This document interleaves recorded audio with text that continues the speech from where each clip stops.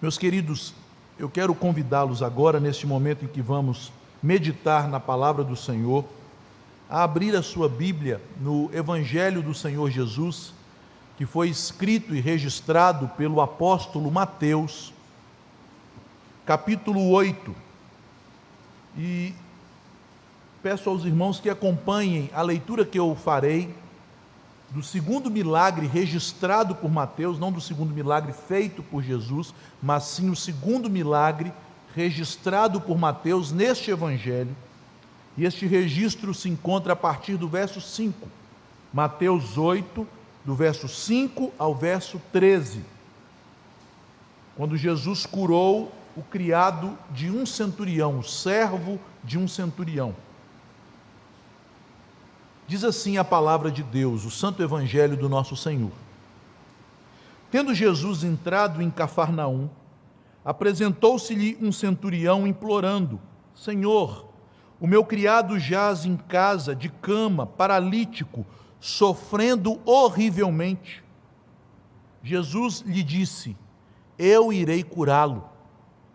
Mas o centurião respondeu: Senhor, eu não sou digno de que entres em minha casa, mas apenas manda com uma palavra e o meu rapaz será curado. Pois também eu sou homem sujeito à autoridade. Tenho soldados às minhas ordens, e digo a este: vai, e ele vai.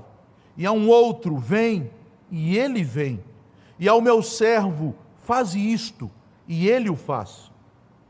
Ouvindo isto, admirou-se Jesus e disse aos que o seguiam: em verdade vos afirmo que nem mesmo em Israel achei fé como esta.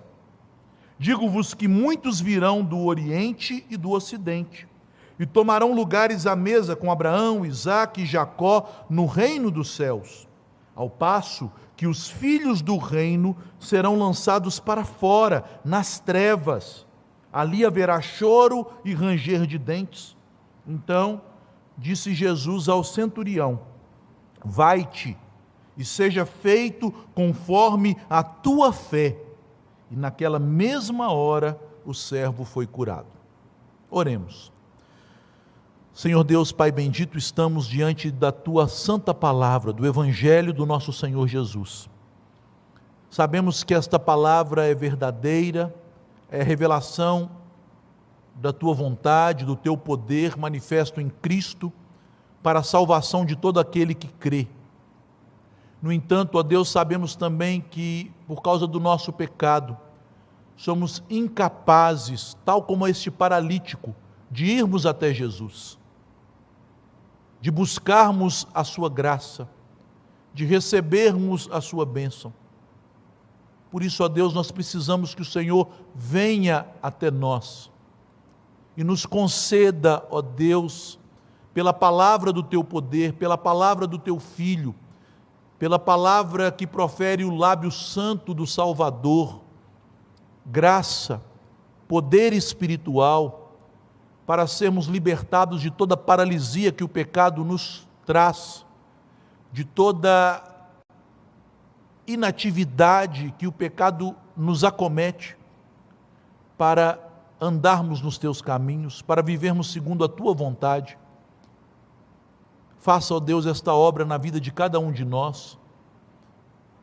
Dá-nos, Senhor, fé como o Senhor deu a este pagão centurião, para recebermos a graça do Senhor Jesus Cristo. Aproxima-nos, ó Deus, de ti, pois somente o Senhor pode alcançar aqueles que estão longe, somente o Senhor pode buscar e encontrar o que estava perdido.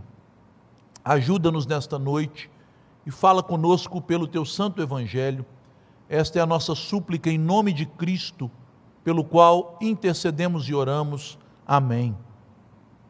Meus queridos irmãos, como eu disse no início, temos diante de nós o segundo relato que Mateus faz de um milagre de Jesus.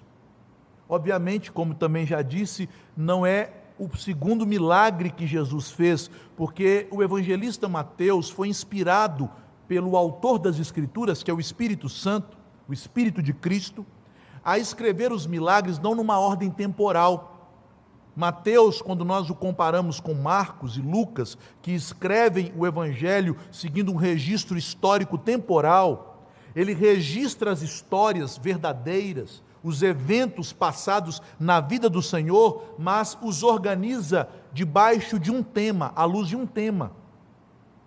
Portanto, Mateus está preocupado ao contar cada um destes milagres que ele seleciona, e aqui nos capítulos 8 e 9, nós vamos ter 3 séries de 3 milagres, ou 3 grupos de milagres realizados pelo Senhor Jesus, e Mateus, pelo Espírito Santo agindo em sua mente, escolhe cada um destes eventos, cada um destes milagres, para ilustrar uma verdade do Evangelho, que acabava de ser demonstrada e constatada por este grande sermão que ele registrou, sermão pregado pelo Senhor Jesus, o Sermão do Monte. Ao findar o Sermão do Monte, as multidões maravilhadas olhavam para Jesus e diziam: este não é como os mestres que nós conhecemos. Quase que meu esboço voa, me perdoem. Este não é como estes mestres humanos. Este é alguém que fala com poder, com autoridade. Portanto, Mateus escolhe o registro destes milagres para mostrar que tipo de autoridade, que tipo de poder Jesus tem. É por isso, meus irmãos, que devemos sempre nos lembrar que os milagres de Jesus não foram realizados a esmo, por acaso. Jesus não saía curando as pessoas de qualquer modo, não. Em cada um dos milagres, Jesus ilustrava o seu ensino por meio da demonstração do seu poder. É por esta razão que, principalmente no 4º evangelho, no evangelho do apóstolo João, como nós podemos ver, por exemplo, em João, no capítulo 2, verso 11, quando Jesus realiza o seu primeiro milagre, nas bodas de Caná da Galileia, transformando água em vinho, João chama os milagres de Jesus de sinais. Com este sinal, era um sinal. E o que significa isto? Significa, meus irmãos, que devemos compreender os milagres como eventos da manifestação do poder de Deus, que foram realizados para apontar para um sentido espiritual mais profundo. Cada um dos milagres possui um significado específico. Cada um dos milagres serve para ilustrar e apontar para algum aspecto da pessoa de Jesus, de quem ele é, do seu ministério e da sua obra, daquilo que ele faz, daquilo que ele veio fazer. E é isso que Mateus está, pelo Espírito Santo, nos ensinando com estes relatos de milagres. Esses milagres são usados no Evangelho para apontar o modo como o pecador pode se aproximar de Cristo. Porque, meus irmãos, ao ouvirmos o Evangelho pregado pela boca do próprio Cristo, o autor do Evangelho, a substância do Evangelho, que é Jesus, e o Evangelho foi pregado por ele através do Sermão da Montanha, nós ficamos, queridos irmãos, impossibilitados de, por nós mesmos, chegarmos a Jesus. Quando nós ouvimos as demandas que Jesus faz ao pecador, de amar o seu inimigo, de oferecer a outra face, de purificar os seus olhos para não colocá-los em alguém com intenção impura, de purificar o seu coração para não ter ressentimento ou qualquer amargura em relação ao próximo. Quando ouvimos isto, fica muito claro que nós somos pecadores e que por nossas próprias forças, pelas nossas obras, jamais chegaríamos a Cristo. Mas Cristo vem até o pecador, e os pecadores vão até Cristo para receber do seu poder graça. É o poder, é a autoridade de Cristo que liberta, purifica, cura os pecadores, e os milagres apontam para isto. Não é a força do homem, mas é a força de Deus operando no homem. É o poder e a autoridade de Cristo agindo no pecador que o leva à obediência do Evangelho pela fé. Portanto, nós temos um destaque na pessoa de Cristo em sua obra, mas também um destaque na obra de Cristo nos pecadores, produzindo neles, pelo Espírito Santo, a fé que os conduz ao Senhor.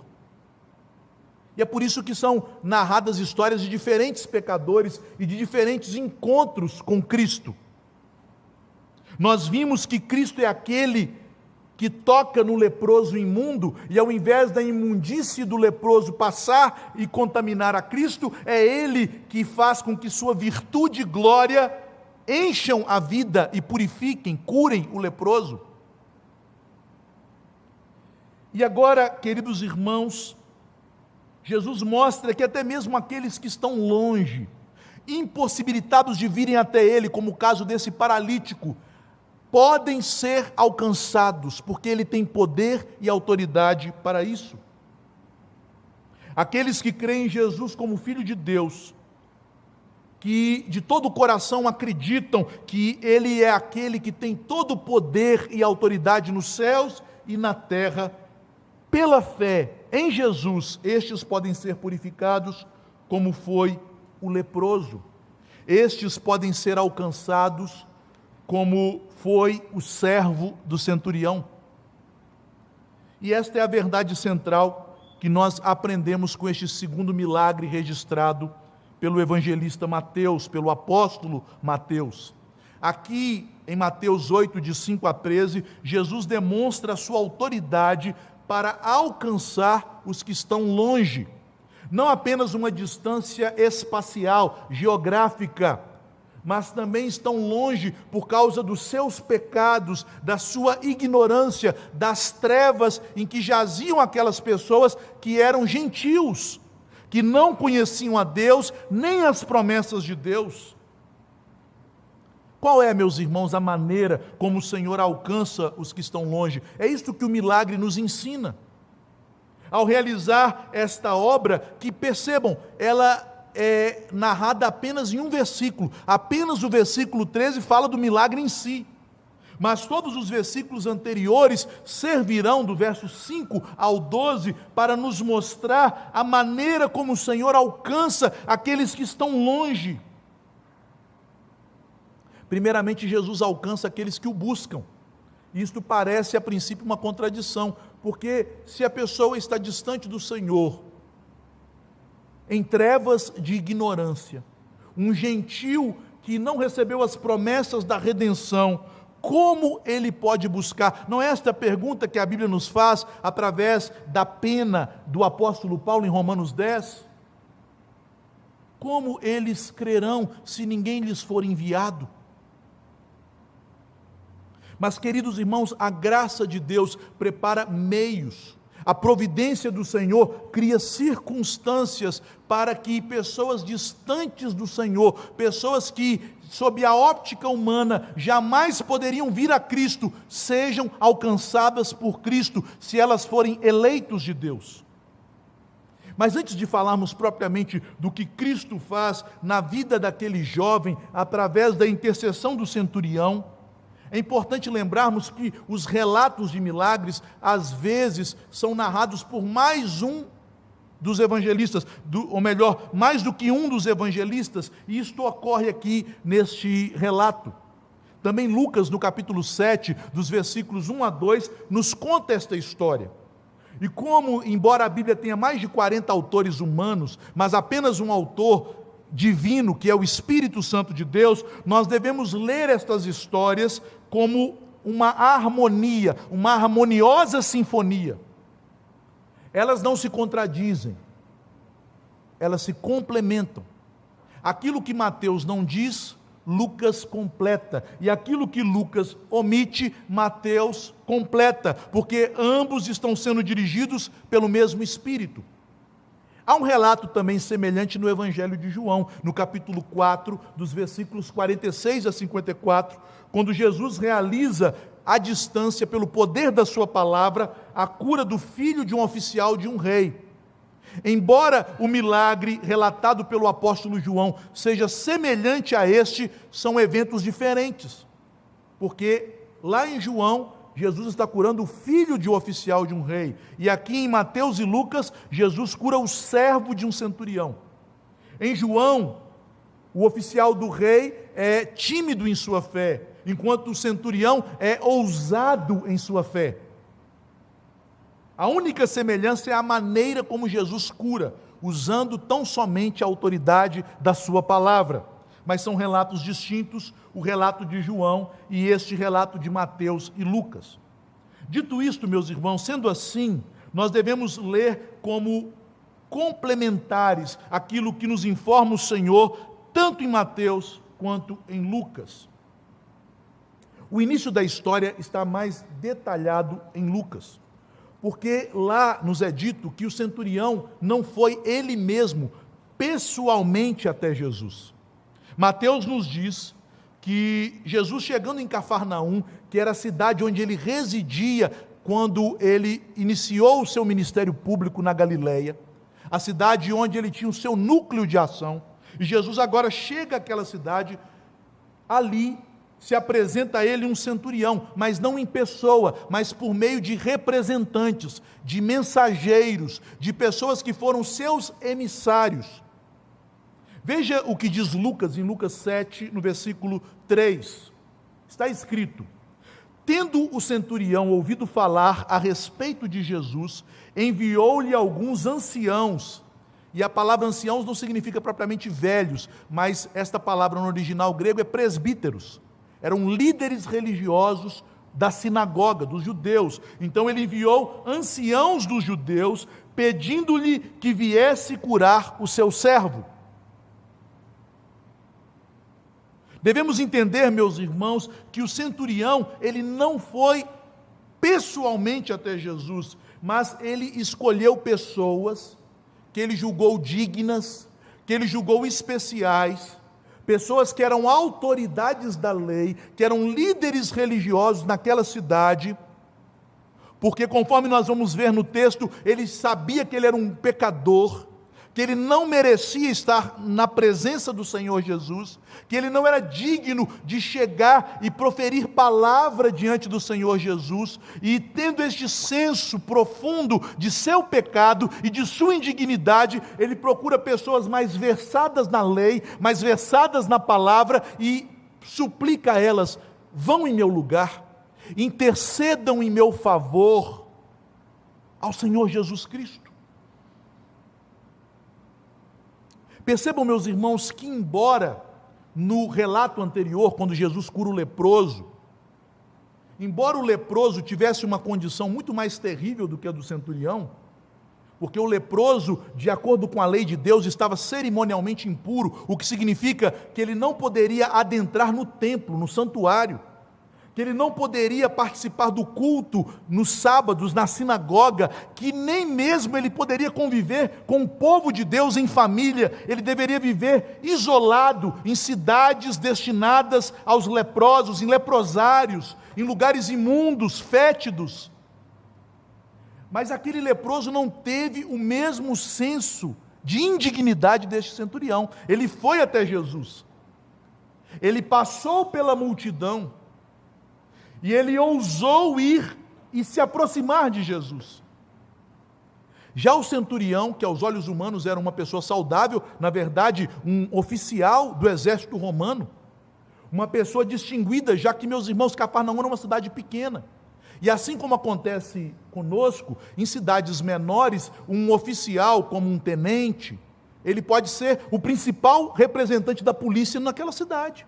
Até mesmo cidade de 20, 30 mil habitantes, nos seus quartéis, um tenente, um capitão, é o principal comandante dos policiais daquela região, daquela pequena região. Então, um centurião em Cafarnaum era a autoridade máxima que representava o exército e a força de Roma naquele lugar.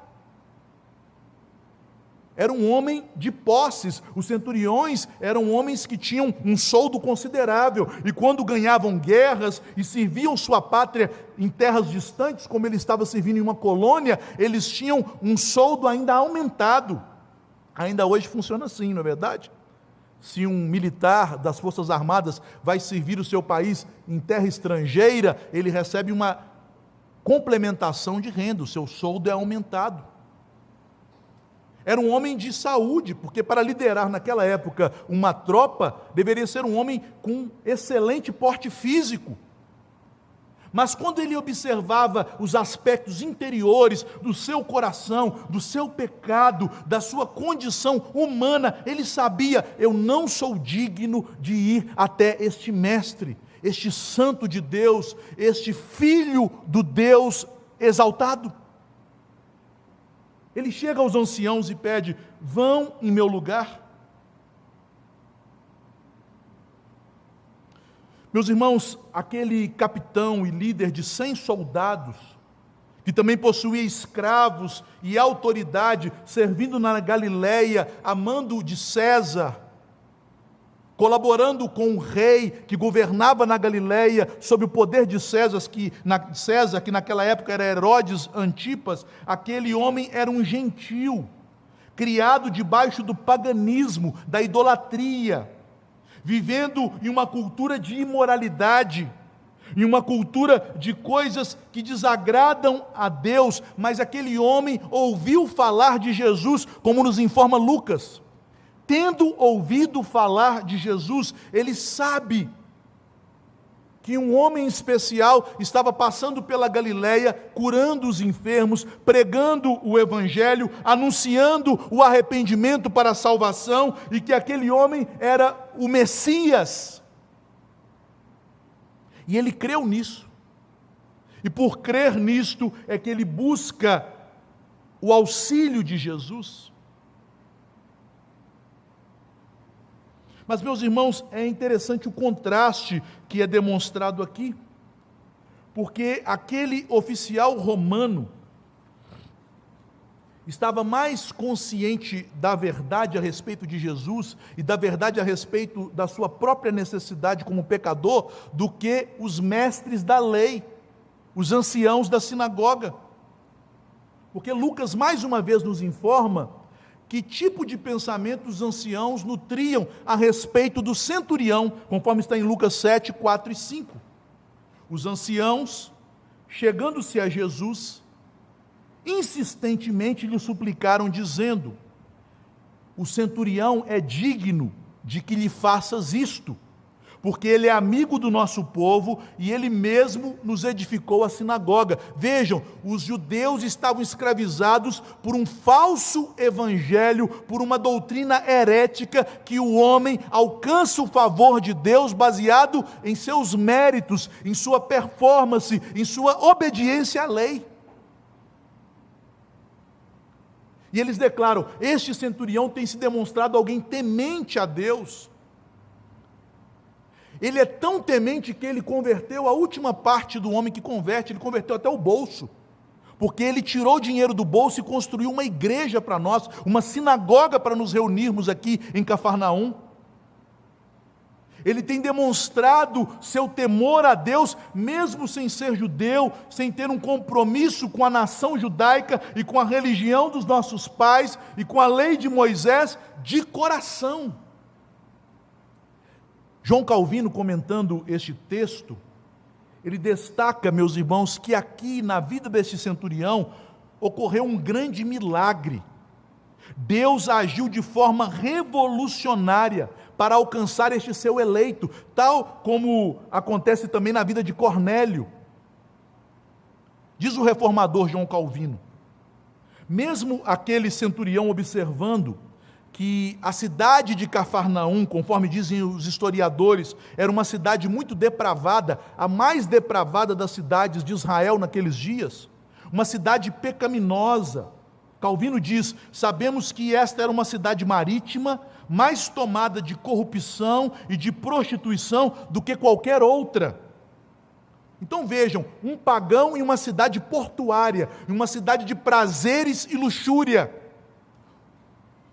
Isto não o atraiu, pelo contrário, ele condena as superstições do seu próprio país, e ele passa a desenvolver um gosto pela verdadeira e sincera piedade. Ele não construiu uma sinagoga, meus irmãos, diz Calvino, para os judeus, sem se tornar alvo de ciúme, de perigo. e até mesmo de perseguição, e ao fazer isto, ele demonstrava que abraçou o Deus verdadeiro e a adoração a este Deus. E isto, queridos, é certamente um milagre da graça. O fato de um militar que havia cruzado os mares com um grupo de soldados a seu comando, submeter-se e se dedicar obedientemente ao Deus de Israel, sem nenhum constrangimento externo, mas por vontade própria. A graça de Deus já estava preparando o coração daquele que estava longe, daquele que ignorava as promessas feitas a Abraão, Isaque e Jacó. Ele já era um homem temente ao Deus de Israel, que buscava com anseio preencher o vazio do seu coração, e ele ouve falar de Jesus. Além desse coração temente a Deus, conforme o testemunho que a Bíblia dá da boca dos anciãos judeus, aquele homem creu em Jesus. Ele demonstra sua fé em Jesus, não apenas que Jesus era um rabino, um mestre, mas que Jesus tem poder para dar ordem a uma enfermidade e expulsá-la. Ele crê, meus irmãos, porque ele conhecia as tradições judaicas e principalmente as promessas do Antigo Testamento, que Jesus é o Messias, porque foi dito por Isaías, por exemplo, em Isaías 61 ou em Isaías 55, que o Messias, ele levantaria os paralíticos, ele restabeleceria os coxos, ele daria vista aos cegos. E ele tinha agora em sua casa um servo que estava paralítico, não de uma paralisia motora apenas, mas uma paralisia decorrente de alguma doença grave, porque o texto nos diz do verso 6, que aquele paralítico acamado, ele sofria horrivelmente, alguém que jazia em um leito de dores, em terríveis sofrimentos, e movido por compaixão por aquele seu escravo, por aquele seu servo, ele manda chamar a Jesus, porque, queridos irmãos, a condição deste servo é pior do que a do leproso. O leproso, mesmo em estado avançado de lepra, como nos informa Lucas, ele ainda tinha pernas para andar e chegar a Jesus, mas o paralítico, tomado de dores e angústias no leito, não poderia fazer nada se ninguém tomasse a frente. Percebam como a graça de Deus é maravilhosa. A graça de Deus prepara o coração do ancião, ou melhor, do centurião, e a graça de Deus prepara o momento oportuno para Jesus agir na vida daquele servo. Com isso, meus irmãos, nós aprendemos uma lição muito importante com aquele homem. Aprendemos, queridos, que em todas as circunstâncias, se nós de fato cremos em Jesus, se estivermos passando por horas difíceis, nós devemos recorrer a Ele.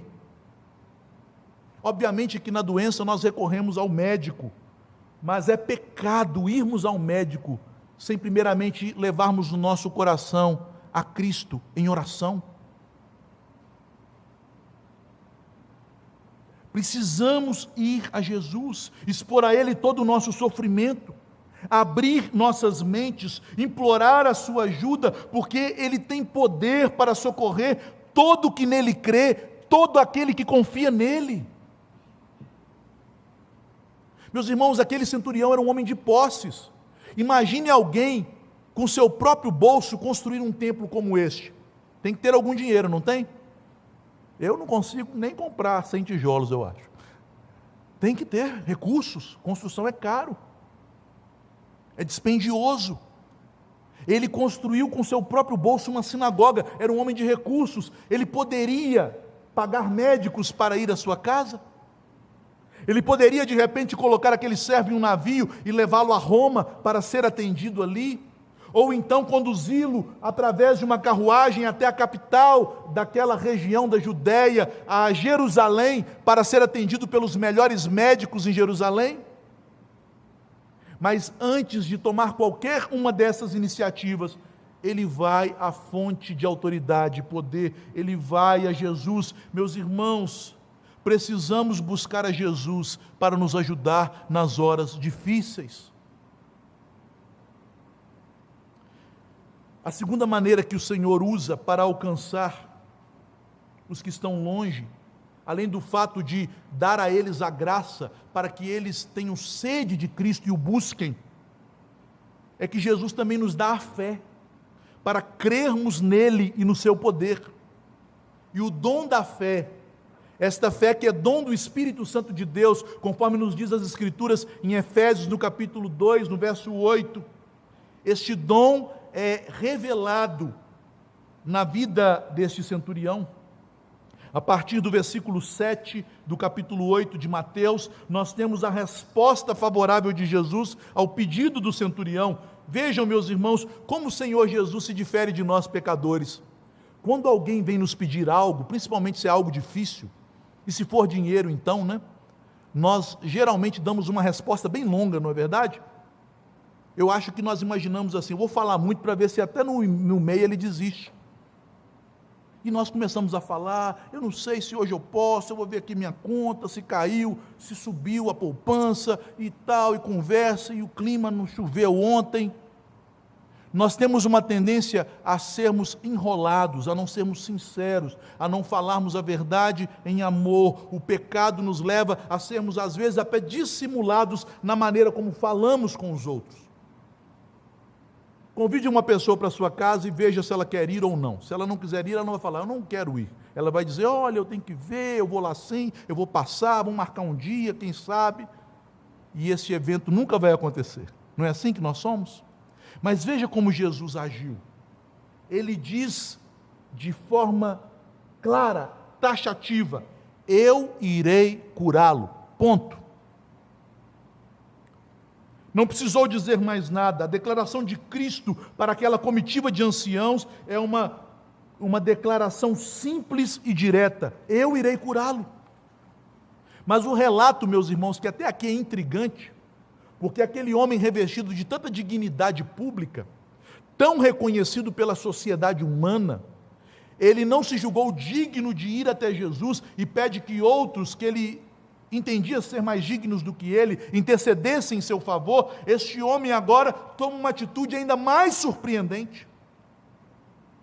Lucas nos informa mais uma vez que quando Jesus se aproximava da casa dele, aí nós não sabemos, eu imagino que ele sai de casa, outros comentaristas imaginam que ele manda um funcionário ou um servo para dizer este aviso, ele então impede Jesus de entrar. Queridos, pensem bem, se Jesus dissesse para você, se você vivesse nos tempos bíblicos em que o Senhor Jesus caminhou por esta terra, se ele dissesse para você, como ele disse para Zaqueu, por exemplo, eu vou à sua casa, como ele disse para o próprio Mateus, conforme será registrado neste evangelho, eu quero cear na sua casa.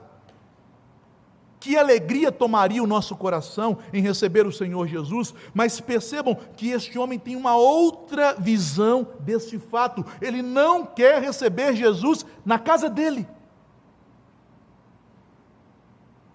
Este relato é intrigante, porque o centurião não ousou se aproximar de Jesus, e agora ele toma essa atitude tão diferente, tão inusitada. E aqui nós percebemos que o Espírito Santo produziu na mente e no coração daquele homem uma compreensão muito mais profunda da santidade de Deus e da miséria do pecado humano do que tinham os líderes e anciãos judeus. Enquanto os judeus achavam que aquele homem era digno, eles disseram, Senhor Jesus, ele teme a Deus, ele é amigo do nosso povo, ele até construiu uma sinagoga para nós. Aquele homem, pela ação do Espírito Santo, sabia de fato quem ele era. Eu sou indigno. Meus irmãos, que tipo de espelho você tem usado para ver a si mesmo? O espelho do Instagram?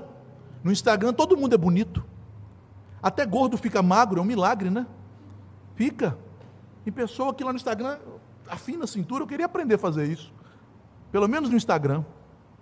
No Facebook. A sociedade é que tem dito para você quem você é. Porque, meus irmãos, é muito fácil para nossas línguas que foram afetadas pelo pecado, nossos lábios que são mentirosos e fingidos, conforme a Bíblia nos diz em Romanos 3, a partir do versículo 10, apontando para as consequências da queda e da total depravação.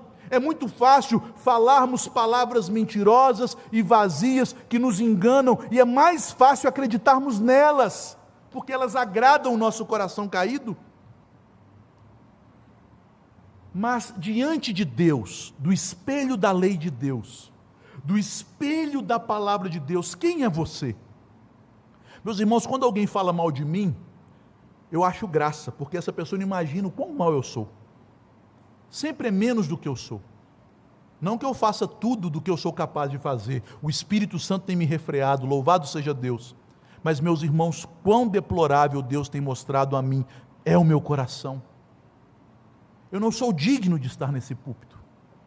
Eu não sou digno da graça de Deus. Nenhum de nós é digno de estar nesta igreja hoje, cultuando ao Senhor, mas o acesso que temos a Cristo é pela graça infinita dEle, e o centurião entendia isto.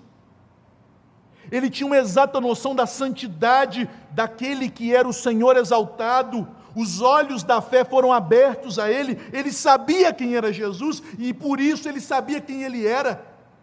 Quando eu me comparo com você, eu posso até me achar bom, mas quando eu me comparo com Jesus, eu tenho que dizer como o servo Abraão: Senhor, eu sou pó e cinza. Eu tenho que dizer como o santo Daniel: Senhor, a nós cabe corar de vergonha. Ele se julgava impuro e indigno. Ele se julgava, meus irmãos, mais sujo do que o leproso, que ousou ir até Jesus. E por essa razão, ele não teve tamanha ousadia, ele não se aproximou do santo Filho de Deus e nem autorizou que o santo entrasse na sua casa. Ele buscou a Jesus, ele aceitou a graça de Jesus, mas ele nunca se achou digno desta graça, porque nenhum de nós é digno da graça. Quando nós sabemos que somos indignos, aí é que nos tornamos dignos de receber a graça. Meus irmãos, e a partir desse ponto, o Evangelho começa a aquilatar o valor e a grandeza da fé que o Espírito Santo de Deus produziu no coração daquele homem. Os judeus diziam a Jesus: ele é digno, atenda-o. Mas o centurião declara: Senhor, conforme está no versículo 9, não sou digno de entrares em minha casa. Meus irmãos, ele já tinha o que ele precisava. Jesus já tinha dado a palavra, isso era suficiente: irei curá-lo. E ele sabia que a simples palavra de Jesus, que não era homem para mentir, que não era filho de homem para se arrepender, era o suficiente, era tudo o que ele precisava, mas ele não julgou que tinha o direito, de alguma maneira, macular a glória de Cristo com a sua indignidade e pecado, porque, meus irmãos, o centurião é um gentil que conhecia a lei de Moisés e as tradições judaicas, e ele sabia que se um judeu entrasse na casa de um gentil, assentasse com um gentil, comesse com um gentil, ele era cerimonialmente impuro. Obviamente que ele não sabia que Jesus é o santo de Deus que pode purificar o impuro, mas por não saber disso, ele foi zeloso e temente, e Jesus não reprovou essa atitude dele proibir, dele impedir a entrada de Cristo em sua casa. Jesus louvou a fé humilde daquele homem. Este centurião, pela graça do Espírito, foi tomado deste grande senso de indignidade, e, meus irmãos, é isso que o Espírito faz em nós. O Espírito Santo nos foi dado primeiramente, conforme nos diz o Evangelho, para nos convencer do nosso próprio pecado. Se você não tem consciência do seu pecado, se você não tem nojo de si mesmo, você não tem o Espírito Santo de Deus, ou você está fazendo ouvidos surdos para o Espírito. Porque o Espírito Santo nos faz sentir mal com o nosso pecado, nos faz sentir tristeza profunda pelo nosso pecado, não porque ele nos frustra em nossos planos, mas porque ele é desagradável ao nosso Deus. Isto levou aquele homem a pensar: quem é ele em comparação ao Senhor Jesus? essa pessoa santa, este ser maravilhoso, tão cheio de amor e de graça, alguém tão condescendente com o seu sofrimento, este que tem toda a autoridade e poder para recebê-lo em sua casa. Senhor, não entre aqui, basta uma ordem tua, e o meu servo será curado. E ele demonstra uma fé que é louvada pelo Senhor Jesus. Vejamos, meus irmãos, as 4 características da fé grande, forte, da fé robusta, que Deus produziu na vida daquele homem. Primeiramente, uma fé que é humilde. Ele diz: eu não sou digno. O centurião, ele é reconhecido pelos homens externamente, é uma pessoa que tem poder e posição social, mas ele se humilha diante de Jesus e diante da glória do Senhor, ele confessa: eu sou impuro, eu sou indigno. Se a tua fé não te leva a este ponto, ou você não tem fé ainda, ou a sua fé é imatura, é infantil, é uma fé de meninos na fé, de crianças em Cristo. Quantos crentes têm feito exigências a Jesus como se ele tivesse a obrigação de nos dar algo mais do que o inferno, porque o salário do pecado é a morte. A única coisa que Deus te deve é o inferno. E se você não clamar por misericórdia, um dia ele te dará o inferno. É a única dívida que ele tem para com cada um de nós aqui essa noite. Mas ele não nos dá um inferno quando o buscamos. Ele nos dá, quando buscamos humildemente a sua graça, o favor da sua bondade, a adoção de filhos, a justificação dos nossos pecados. Portanto, a fé verdadeira é sempre humilde. Em segundo lugar, é uma fé profundamente amorosa, como nos diz o apóstolo Paulo em Gálatas 5, a fé verdadeira, ela opera pelo amor. Vejam, meus irmãos, o centurião, ele não intercedeu por si mesmo, ele não pediu pela sua esposa, pelo seu filho, pela sua filha, pela sua própria saúde, ele está pedindo por um escravo.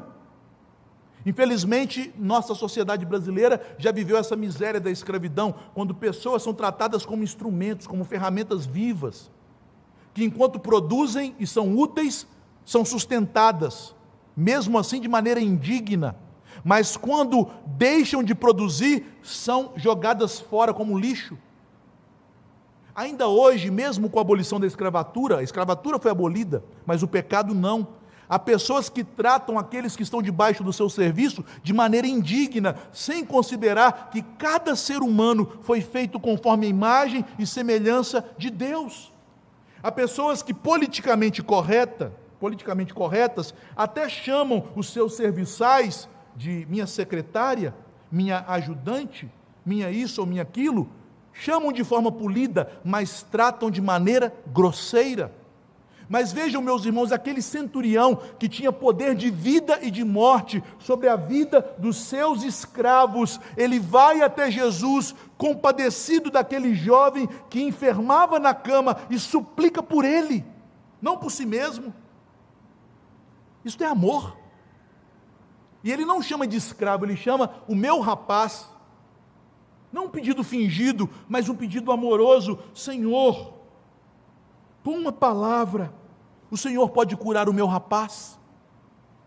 Uma fé humilde e amorosa. Em terceiro lugar, uma fé confiante no Senhor Jesus e no seu poder. Ele declarou firmemente: apenas manda com uma palavra.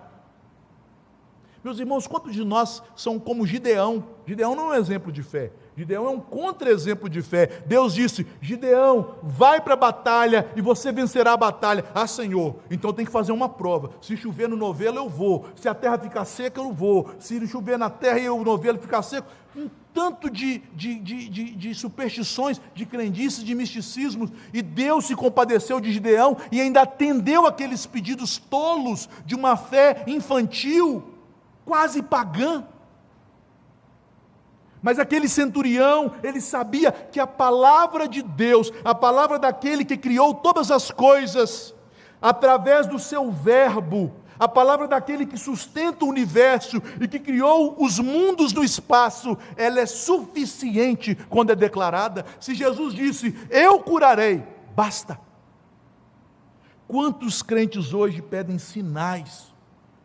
e não creem na obediência à palavra de Jesus. Mas aquele homem confiava na palavra. E por fim, fé verdadeira só é fé, não por causa dela mesma, mas por causa do objeto no qual ela se firma, no qual ela se ancora. Era uma fé cristocêntrica, uma fé centrada na pessoa de Cristo. O versículo 9 declara isto. Ele diz, usando aqui um exemplo do menor para o maior. Este é um tipo de argumento lógico que aparece muito nas Escrituras. Por exemplo, o apóstolo Paulo diz em 1 Timóteo 3, que se alguém não governa a sua casa, um ambiente menor, não pode governar a igreja de Deus, um ambiente maior. E aqui o centurião diz, eu governo algumas pessoas e sou governado por outras. Alguns exercem autoridade sobre mim e eu exerço sobre outras. E nós obedecemos àqueles que estão sobre a gente e também temos a obediência daqueles que estão debaixo do meu comando. Quanto mais o Senhor. O Senhor tem poder e autoridade. Se o Senhor disser, acontecerá. Ele demonstra que a sua fé não está baseada na própria fé, no poder da fé, porque a fé não tem poder, quem tem poder é Jesus. Se você tiver muita fé na pessoa errada, a sua fé vai naufragar. Se você tiver muita fé naquilo que não é palavra de Deus, você vai se decepcionar. Mas a pessoa que disse, esta tem autoridade, Jesus tem poder, a fé dele estava centrada em Cristo. A terceira e última maneira, meus irmãos, de Cristo então alcançar aqueles que estão distantes, é que ele alcança os eleitos do Pai, de todas as nações. Esta é a garantia de que a graça nos é dada e que o dom da fé nos é dado, porque Deus nos escolheu em Cristo antes da fundação do mundo. Isso não vem de nós mesmos, mas vem do propósito e da vontade do Senhor. Porque diante dessa grandiosa demonstração de fé, dessa fé humilde, amorosa, desta fé cheia de confiança, centrada em Cristo, nós vemos uma reação única de Jesus em todo o Evangelho.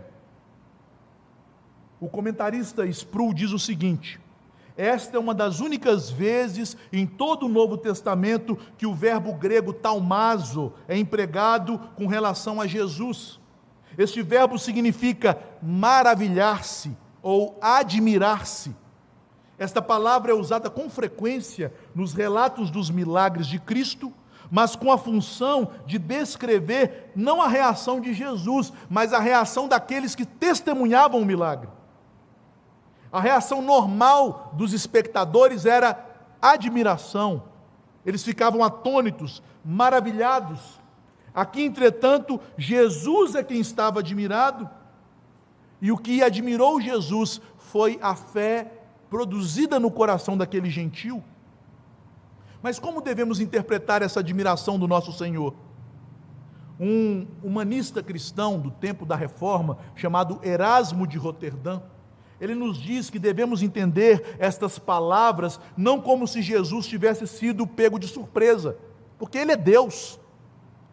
Quando a Bíblia nos diz que Jesus ficou admirado, maravilhado com a fé daquele homem, isso significa que Jesus ficou muito satisfeito com essas palavras. Meus irmãos, quão bom seria que o Senhor ficasse maravilhado conosco, satisfeito conosco, que Ele se agradasse na fé que Ele produz em nós.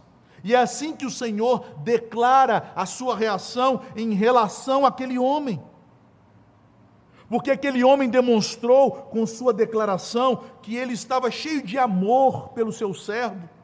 Ele tinha uma opinião humilde e modesta sobre si mesmo e uma fé admirável e grande confiança na palavra de Jesus. É isto que tornou o Senhor tão satisfeito e admirado. Jesus veio à casa dele para uma visita e agora Jesus se mostra admirado, mas não que aquilo que ele ouviu fosse algo novo para ele, pois Jesus já conhecia o coração daquele centurião muito antes dele pronunciar tais palavras. No entanto, meus irmãos, Jesus fez isto para que aquela demonstração de admiração, de satisfação da parte de Jesus fosse um exemplo positivo para os anciãos, para os judeus. Eles que tinham a Torá, eles que tinham a lei de Moisés e os profetas, achavam que poderiam chegar a Jesus por méritos, por dignidade. E aquele homem demonstrou que a fé verdadeira se sabe indigna. Como dizia Lutero, a fé que Deus nos dá, a fé que salva, é como a mão do mendigo que é estendida para receber o dom da graça. Jesus então, diante da sua admiração, para alertar o perigo que os judeus estavam correndo, um perigo maior do que os sofrimentos que aquele servo tinha na cama de paralisia na qual jazia, Jesus então faz uma afirmação solene no versículo 10, e meus irmãos, tudo que Jesus diz é algo maravilhoso, é palavra de Deus, Ele é o verbo de Deus que se fez carne. No entanto, quando Jesus quer falar algo extremamente importante e solene, Ele sempre usa uma palavra antes da declaração, é a palavra amém, que é traduzida na Bíblia por em verdade.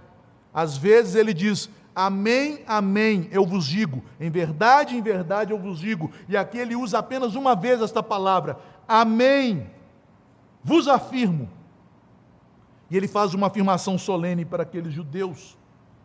Tudo o que Ele vai dizer daqui para frente é algo muito sério, Ele vai trazer um vaticínio, uma profecia, dos planos de Deus, dos planos redentivos de Deus, que se cumpririam na história, após Cristo realizar sua obra, de entregar a sua vida em favor dos eleitos. Meus irmãos, nós sabemos que ao longo do Evangelho, Jesus encontrou muito mais incredulidade do que fé. E isto é esperado, porque os profetas disseram isto, e o próprio Evangelho, conforme está em João 1,11, nos afirma, Ele veio para o que era seu, para os judeus, mas os seus não receberam. Deus endureceu o coração de Israel, para que a nação não recebesse o seu Messias, para que eles o entregassem nas mãos de iníquos, dos romanos, para que ele fosse morto pelo pecado de todos os seus eleitos, e assim a salvação chegasse às nações, conforme a promessa feita a Abraão, que através do descendente de Abraão seriam abençoadas todas as famílias das nações. É isso que nos explica a Escritura em Romanos no capítulo 9, 10 e 11, que veio endurecimento em Israel em parte, para que a salvação chegasse aos gentios. Mas embora a grande maioria dos judeus fosse incrédula, Cristo declara que encontrou crentes entre os seus irmãos de sangue, conforme está no verso 10. Ele achou fé em Israel, mas não fé como a do centurião gentil e pagão. Porque a qualidade da fé que geralmente Jesus encontrava entre os israelitas era de uma fé fraca. Meus irmãos, todos nós que recebemos o dom da fé, recebemos também de Deus o Espírito Santo para crescermos, progredirmos, desenvolvermos a fé. E mesmo os discípulos e apóstolos eleitos de Cristo possuíam àquela altura uma fé ainda fraca. É por isso que no contexto anterior, no Sermão da Montanha, Jesus alerta para a fraqueza da fé deles, lá em Mateus 6,30, quando diz, ora, se Deus veste assim a erva do campo, que hoje existe e amanhã é lançada no forno, quanto mais a vós outros, homens de pequena fé. Se você tem preocupações sobre o seu sustento financeiro, sua fé é bem fraquinha. Você está precisando de ler o Salmo 37 de joelho. Uma fé fraca. Deus sustenta os seus filhos. Mas além disto, neste mesmo evangelho, agora no contexto posterior, ainda no capítulo 8, quando Jesus declarou a sua palavra para os apóstolos, dizendo, vamos atravessar o mar da Galileia e iremos para outra banda, para outra margem.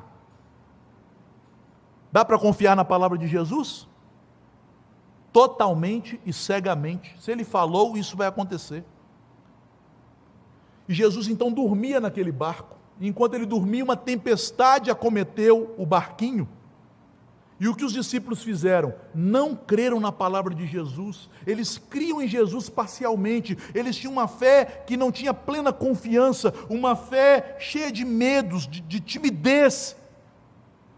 Jesus então, acordando do seu sono tranquilo, sabendo que ele chegaria à outra margem, porque ele tem poder sobre as tempestades da vida, ele então se dirige aos seus discípulos, Mateus 8, 26.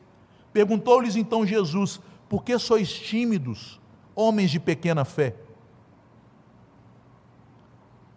Meus irmãos, se nós não cremos que o Senhor está conosco nas dificuldades da vida, nas angústias, nos problemas, nós não entendemos que todas as coisas cooperam para o bem daqueles que amam a Deus, de que nenhuma dessas angústias separará do amor de Deus aqueles que estão em Cristo Jesus, que em todas estas coisas somos nós mais do que vencedores por meio daquele que nos amou. Mas aquele centurião entendia estas coisas, ele sabia, Jesus falou, está feito, posso descansar.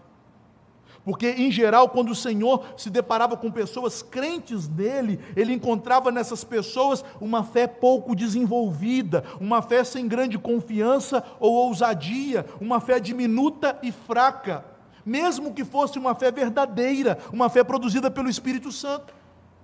Certo homem que pediu que Jesus libertasse o seu filho endemoniado, ele disse: Senhor, eu creio, ajuda-me na minha falta de fé. Ele cria descrendo.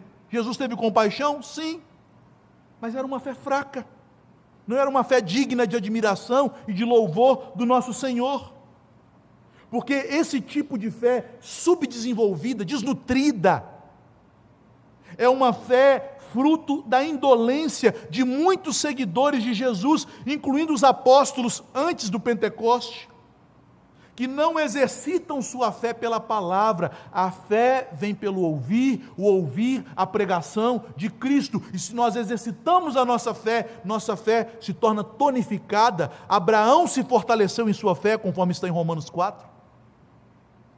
Diante disso, Jesus, ele traz uma profecia, ele vaticina acerca dos planos de Deus, e a forma com que estes planos seriam cumpridos.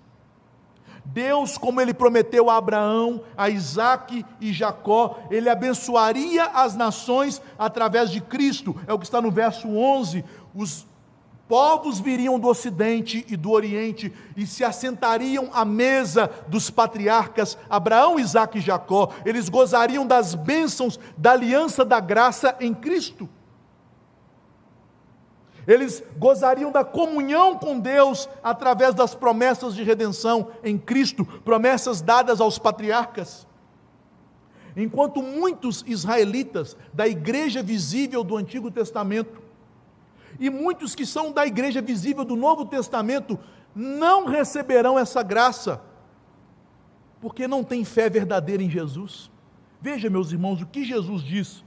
Ele diz que aqueles que receberam os meios exteriores da aliança, os sinais da aliança, no Antigo Testamento a circuncisão, as promessas, a palavra da profecia, que eram descendentes no sangue de Abraão, Isaque e Jacó, estes são chamados no verso 12 de filhos do reino, ao passo que os filhos do reino serão lançados para fora. Os filhos do reino não entrarão no reino. Que contradição terrível! Quantos aqui são filhos do reino, foram consagrados ao Senhor na infância, foram dedicados ao Senhor, conheceram a palavra do Senhor, conheceram as verdades, participaram dos sinais dessas verdades, participaram da ceia, mas não creem em Jesus de todo o coração, serão lançados fora. Tal como aqueles judeus, aqueles anciãos que se julgavam dignos do reino dos céus e não corriam para Jesus. Porque, meus irmãos, fazer parte da aliança de maneira externa e formal, receber os ritos da aliança, fazer parte da igreja visível, ser membro desta igreja, não é garantia de salvação, caso estas coisas não sejam acompanhadas de verdadeira e sincera fé em Jesus. fé que se demonstra por amor e obediência a Ele. E percebam que é neste ponto que Jesus realiza o milagre, no verso 13.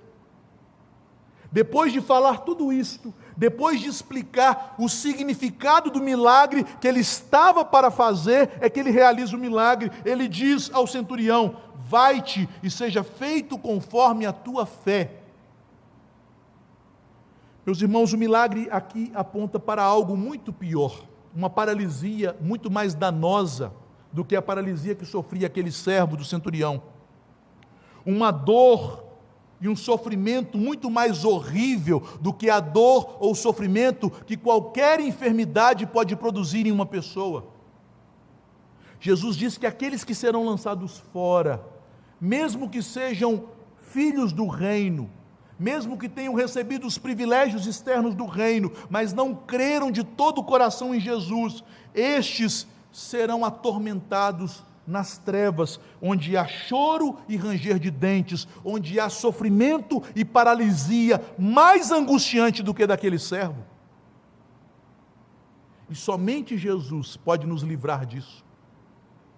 Somente Jesus pode nos libertar da danação eterna, do inferno eterno que acometerá todos aqueles que desobedecem a Deus.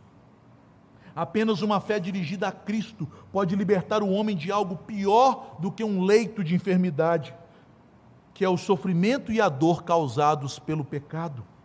Apenas a fé em Jesus pode nos livrar do choro e ranger de dentes por toda a eternidade no inferno. Eu quero concluir com algumas aplicações. Em primeiro lugar, este texto nos chama a irmos a Cristo, a buscarmos a Cristo, mesmo que estejamos longe dele. Talvez você se sinta longe pelos seus próprios pecados, tal como se sentiu Adão, que estava tão perto de Deus no paraíso, mas que por causa dos seus pecados tentou se esconder de Deus atrás de um arbusto. Meus irmãos, Jesus é sempre compassivo quando nós o buscamos. Vejam, queridos, que mesmo aquele centurião sendo um gentil e pagão, Jesus se demonstrou extremamente solícito e disposto a atendê-lo. Certo reformador, chamado Martin Bucer, declara o seguinte: nós percebemos na atitude de Jesus sua bondade incomparável, sua atitude de serviço aos pecadores, pois ainda que o centurião fosse um pagão, e os seus mensageiros, os líderes judeus, também tivessem completamente cheios de uma demonstração de falsa santidade, Jesus se ofereceu por livre e espontânea vontade para visitar o servo desse estrangeiro. Que atitude pode ser mais gentil e amável do que essa? E quem não buscaria a ajuda de um Senhor tão compassivo? A segunda aplicação que eu quero fazer é o exemplo da fé que o Espírito Santo produziu no centurião. Vejam, meus irmãos, a fé forte, a fé que produz satisfação e alegria no coração de Cristo, é uma fé humilde, que se reconhece pecaminosa e indigna, uma fé amorosa, que intercede pelo irmão e não apenas por si mesmo, uma fé confiante na palavra de Cristo e centrada na pessoa e no poder de Jesus. Se nós não exercitarmos os meios de graça que Deus nos deu, o ouvir atentamente a palavra, o ler e meditar na palavra, a vida de oração, o participar dignamente da mesa do Senhor, nós não haveremos de desenvolver a nossa fé. Deus se agrada quando seus filhos demonstram uma fé forte para vencer as tentações e as provações, para fazer proezas em nome de Jesus. Em terceiro lugar, nós somos salvos pela fé, sem obras, mas as boas obras adornam a fé verdadeira, e nós vemos isso também no texto. Vejam, meus irmãos, que a fé verdadeira, ela opera pelo amor, e aquele centurião, por ter esse tipo de fé, ele demonstrou amor por alguém que não poderia significar nada para a vida dele, posto ser um escravo, mas ele amou aquele jovem escravo, ele se compadeceu de sua dor. A igreja tem sofrido porque o amor nosso tem se esfriado. Nós estamos muito preocupados com a nossa própria família, com o nosso próprio problema, e esquecemos de amar o irmão, de intercedermos uns pelos outros, como fez este centurião. Isto é uma obra que agrada ao Senhor, é uma obra que é fruto da verdadeira fé. E também, meus irmãos, aquele homem temente a Deus, ele colocou a mão no seu bolso e construiu uma sinagoga para os judeus, um lugar de adoração, um lugar onde a palavra de Deus era lida. Quantos crentes têm uma fé tão diminuta que não são dizimistas fiéis, porque acham, o dia que eu for dizimista, eu não vou ter como manter a minha família. Fazei prova de mim, diz o Senhor. O dízimo não é seu.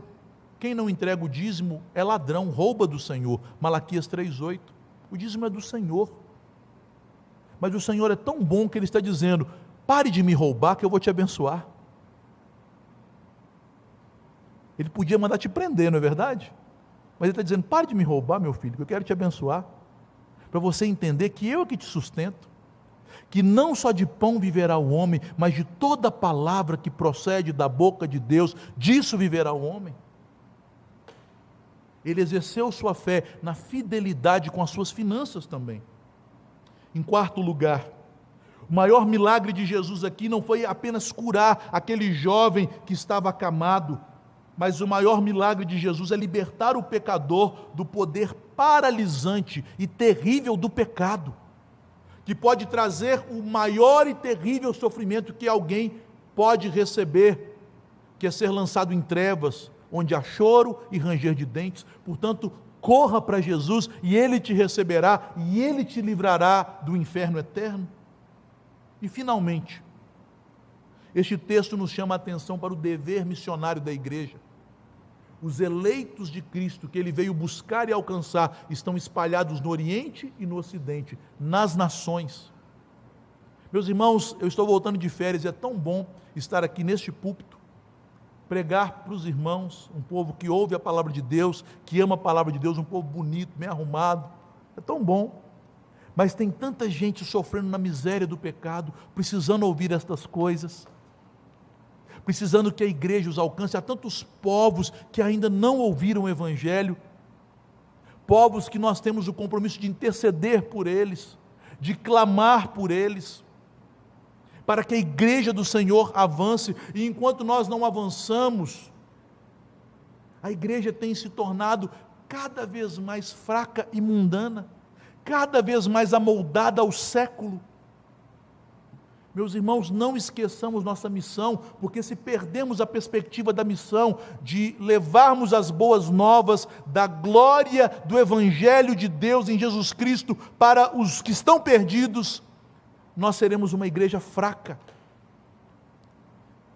E eu tenho certeza que nesta semana Deus vai tocar o nosso coração, para tal como este centurião, irmos até Jesus em favor de outros.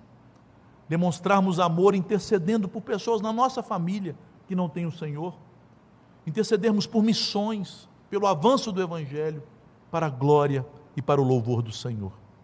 Fiquemos de pé para encerrarmos o culto com a oração final e depois nos despedirmos. Senhor Deus, Pai bendito, abençoa o Teu povo, que a Tua palavra encontre em nosso coração terreno fértil, e ela produza abundantemente para a Tua glória. Senhor, tem misericórdia de nós e dá-nos uma fé, tal como esta fé que o Senhor deu àquele homem anônimo, para que a glória não fosse dele, mas do Senhor Jesus. Dá-nos uma fé humilde, quebrantada, uma fé amorosa, uma fé confiante na Tua palavra, e principalmente uma fé centrada em Jesus, que é o autor e o consumador da fé, porque a Tua palavra nos diz que sem fé é impossível agradar a Ti, ó Deus.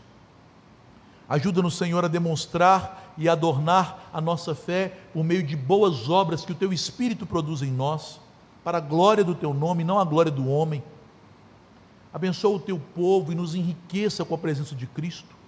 Se porventura há pessoas aqui que ainda não se entregaram totalmente a Jesus, mesmo que sejam externamente filhos do reino, que eles se entreguem a Jesus, que eles possam ir a Jesus e entregarem totalmente sua vida a Ele, como seu Senhor, como seu Salvador.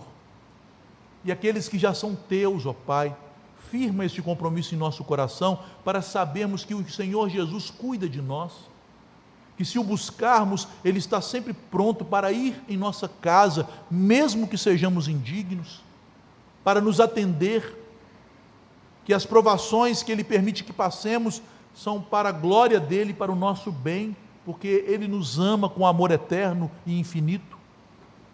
Firma estas verdades no coração do Teu povo e fortalece-nos. E por fim, Senhor, abençoa a Tua igreja para que ela se expanda, para que o Teu reino, Senhor, avance e conquiste, começando em nosso lar, em nossa casa, e se expandindo pelas nações, libertando as nações da tirania das trevas e do poder do pecado, do poder paralisante e agonizante do pecado, e conduzindo-as ao reino do Filho do Teu amor.